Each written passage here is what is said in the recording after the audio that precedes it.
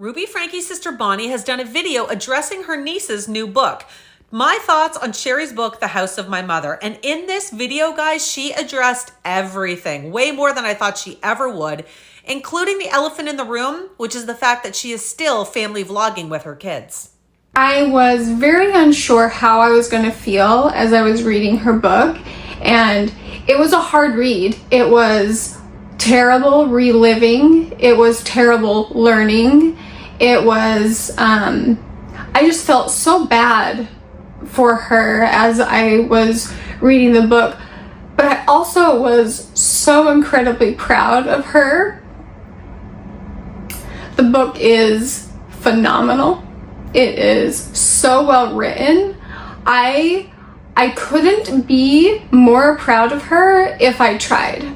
I think we've all been wondering how Bonnie was going to react to Shari putting in writing how she was feeling, what she was thinking at the time all of this was going on with Bonnie's sister, Ruby Franke. So Ruby Franke, of course, was arrested over a year ago for what she did to her two youngest children.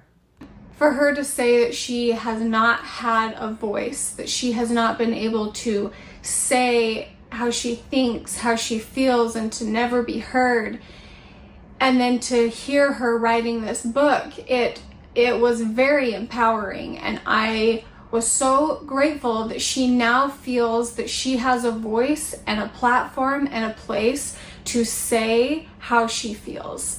She says that the book has given her hope that the Franke family children are going to be okay, which is what she was thinking anyway, but it sounds like Shari's words kind of reinforce this for her.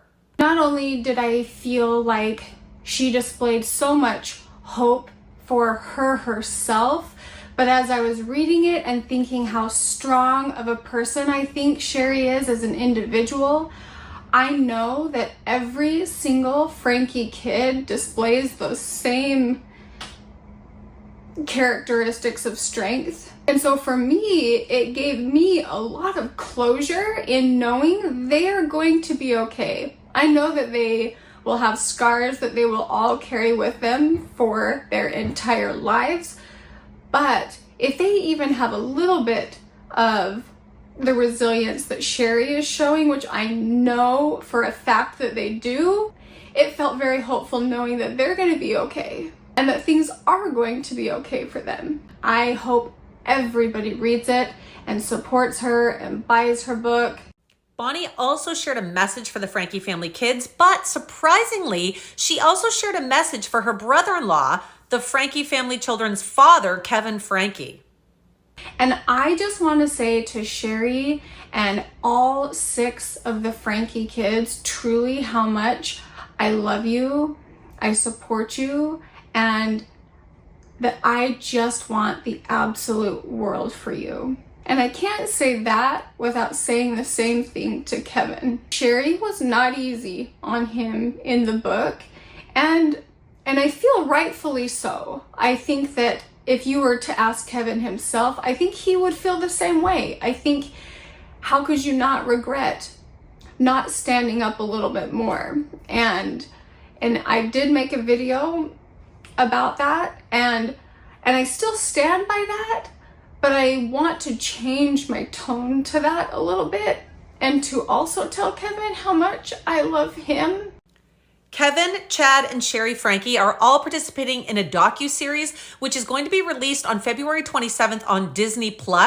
And in this, Chad, the oldest son, says he's most eager or excited, I guess, to hear his father's side shared to the world. He feels like everyone thought poorly of his father without really knowing what went on. Bonnie at the time, as well as everyone else, were basically looking down at Kevin for leaving his family for over a year. Now, it sounds like there may have been an excuse for this, that he was kicked out of the family home, but a lot of people wondered why he didn't stand up and do more. When Bonnie did her video talking about Kevin Franke months ago, she shared the same thoughts we all had. Where was Kevin? Why was he not stepping up and being there for his children more when they were going through all of this? But this is what she has to say about Kevin now. It would be impossible for him not to have learned from the situation. All of us have. And I think he's going to do really well. And I want the very best for Kevin as well. In Shari's new book, she shares that she never felt her mother was a good mom. And Bonnie actually says she agrees with that statement. In Shari's book, she depicts that Ruby was not a good mom long before vlogging. And honestly, I would also agree that I don't think Ruby has ever been a good mom. I don't think she's ever had it in her to really be selfless. And I think Shari was extremely valid in her feelings towards Ruby. I share those same feelings about Ruby. This next clip I find really interesting. Bonnie goes on to say that she and her other siblings had kind of a better relationship than Ruby did, that she found it easier to get along with her other siblings because they all had similar traits and characteristics. And the traits and characteristics she's talking about are things that good, normal people would have. It almost sounds like she's describing Ruby as being a sociopath. It has been very easy for me to get along with my other 3 siblings. Us 4 are extremely alike. My brother, my 2 sisters, myself. We all have a lot of empathy. We have a lot of sympathy. Very sensitive towards other people's feelings. And I think Ruby tried being that same way. I think she tried really hard to mirror the way we were. But Ruby has always been extremely different. There is not a single shred of Ruby that I would want to be like. Okay, now she's going to address the question everyone has been asking. Shari has been a huge advocate now for rights of children when it comes to family vlogging. She does not think there is a moral or ethical family vlogger out there. And that would include her relatives. Now, here's what Bonnie has to say about that. Which brings me to kind of an elephant in the room.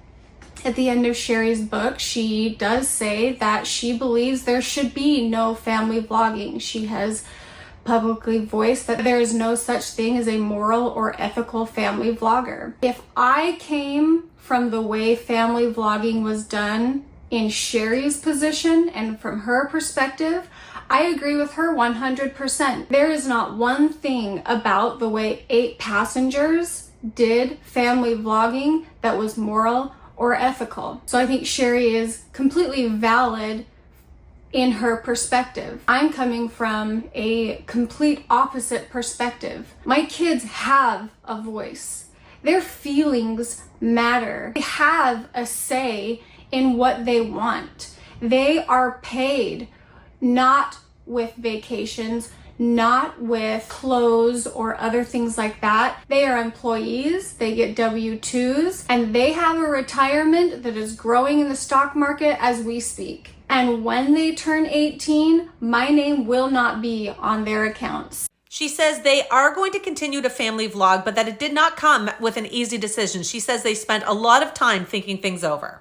Concept of us continuing to do family vlogging after Shari has made her stance about not believing in family vloggers is not one that we took lightly. It was not something that we brushed off of our shoulders. The first time she made that statement, we sat down as a family. Well, first Joel and I sat down together and we really had this conversation between the 2 of us.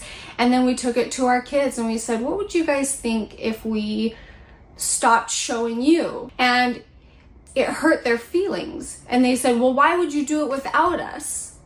And it made them feel insignificant. It made them feel not a part of what we were doing. And you can make the argument they don't have informed consent. Their consent is me. I am their consent. She does not think her family vlogging is anything like the 8 Passengers family vlogging. She thinks that they are completely separate situations and that her family vlogging would be ethical and moral, whereas Ruby's way she did it was completely wrong. Family vlogging from my children's perspective, it's apples and oranges compared to the 8 Passengers. I think that what Shari is doing is right for her. But we are living 2 night and day different lives. And it's a consensus as a family. We decide together whether we continue to do what we love doing or not. It's a hard thing because my family truly wants one thing. And then there's Shari and her feelings. And And I don't want to hurt either. I do believe that we can share a mutual respect for each other and have differences of opinions. Bonnie says that she and Shari both agree that vlogging did not make Ruby what she ended up being. She says she was like that from the start, and she does not feel that the mistakes Ruby made with 8 passengers should be extended to all family vloggers. As Shari and I both have made it clear, Ruby was who she was long before vlogging came. Vlogging did not make Ruby a child abuser. Family vlogging did not make Ruby a criminal. Ruby did that. Across the board, children have worked for family businesses for as long as time. And sure, if there is a lack of protection around kids in that area, great, go for that. Do I think the answer to what happened to the 8 passengers is taking away family vlogging from everybody? I don't think so. Does that change my love and affection for Kevin and his children? No. Now, a lot of people have said and commented that Ruby Franke's behavior came from somewhere. Generational trauma is kind of what people have been saying, that Ruby's family, her parents, had treated her and her siblings similar to this. And Bonnie says that is absolutely not the case. The word generational trauma keeps getting thrown around, and what made Ruby the way she is, or was this passed down? Where did she learn this behavior from? I had to chuckle in her book when she said that our life revolved around scripture study. And it only makes me laugh because we were not this overly religious family. I would say we were extremely well balanced, but Ruby was not well balanced. Ruby put a lot on her shoulders, all on her own. It was not preached to us to have as many babies as you could, as young as you could. Ruby had that idea in her mind. Now, I'm going to be honest, Bonnie does lose me in this next clip. She's trying to explain that her family wasn't this kind of crazy religious, strict family. But then in the next breath, she's saying that every morning before going to school, all the siblings sat down and read chapters from the Bible before getting ready for school. That to me is not normal behavior for middle school teenagers. No one wants to get out of bed early and sit down and read the Bible. I just can't see that happening. To me, this is pushed on you by your parents. This is what they would like to see happen. But just listen. As a family, we didn't start reading the scriptures really, as from what I can remember. Maybe we did when I was young, but it wasn't this hard, fast thing. I remember once I hit junior high and high school, we made an effort during the school year to wake up before school started, and we would read a couple chapters and then we went on our way. Ruby stayed up at night. She studied the scriptures. She took all the AP classes. She really put all this on herself. So did our lives revolve around scripture study? No. Ruby's, possibly. We never once were threatened with the doors being taken off. We weren't threatened by having our beds taken away. I don't know where these ideas came in for Ruby. So when the word generations of abuse gets thrown around, I do not know what that reference is. I'll leave you with her closing sentiments to Shari. And I have to say, I respect Bonnie a lot for her perspective on this video and what she shared. I think it was really important to Shari, whether she admits it or not, to have the support of her family. And it's very nice to see that Bonnie is standing behind her, even if she doesn't agree with everything that was written. I do want to say thank you to Shari for showing hope for the future. When I see Shari being happy, seeing that she's engaged, I think that it gives me permission to be happy and to move forward and to know that there's a lifetime ahead of us. And again, I just want the Frankies to know how much I truly love them and think about them. And I hope nothing but the best for all of you.